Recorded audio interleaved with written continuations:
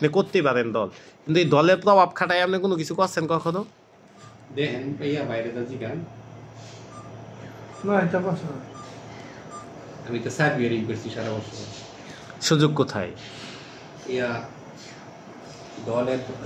দলের ইয়া করছি, আগে আওয়ামী লীগ করছি হুম দেশের উত্তর। হুম যদি কোনো কাজ কাম করে আনতাম ইয়া করছি, আর নাই ইয়া দল ছেড়া দিছি আজকে ইয়া ধরে নেন আর 7-8 বছর এই লেগে ছেড়ে দিছি। মাদ্রাসা যখন শুরু করলাম, এই মসজিদের সভাপতি আমি, মাদ্রাসার ইয়া সহসভাপতি। হুজুরা খালি কয় আওয়ামী লীগ করলে ইয়া আওয়ামী লীগ না সেরা ইয়া ইহুদিন না সেরা দল, এটা করেন না, ব্যস্ত দেখেন। সেটা হচ্ছে এই যে আপনি বহুতল বিল্ডিং করছেন, অনেক জায়গায় জমি জামা কিনছেন, এগুলা টাকার উৎস কোথায়, কীভাবে কিনছেন? অবৈধ টাকা পয়সা কামাইছেন রাজনীতির প্রলোভন বা প্রভাব খাটায় বিভিন্ন জায়গায়। আমরা তো অনেক মানুষের কিন্তু অনেক কিছু হয়ে গেছে। এটা মানুষের কথা, গোটা কয়েকজনের। আপনার এন্টি মানুষ থাকতেই পারে, আমরা সরাসরি আপনাকে প্রশ্ন করলাম, কেন বললাম যে আপনি রাগ করবেন না। এটা সত্য না মিথ্যা, এটা আপনার কাছে তো অবশ্যই তথ্য আছে, প্রমাণ আছে। আমি বহুতল বিল্ডিং করছি, আমার বাবার জমি পেয়েছি, জমি বেচা বিক্রি করে। আপনারা 5 ভাই, 5 এক একজন কতটুক পাইছিলেন জমি? আমি ওই লিথি গ্রুপে জমি বেচছি সাড়ে 8 কোটি। সাফারি পার্কে জমি গেছে 10.5 কোটি।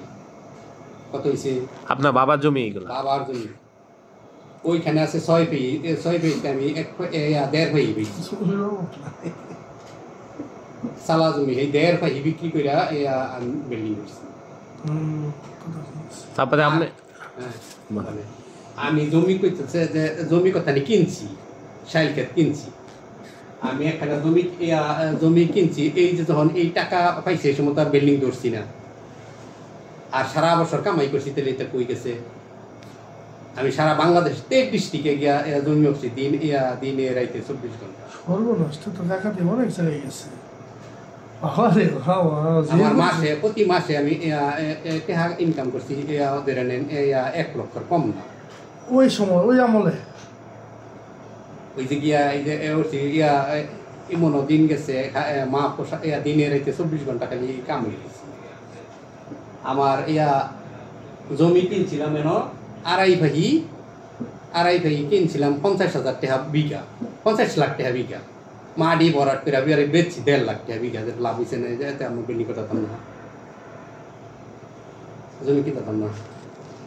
যদি এই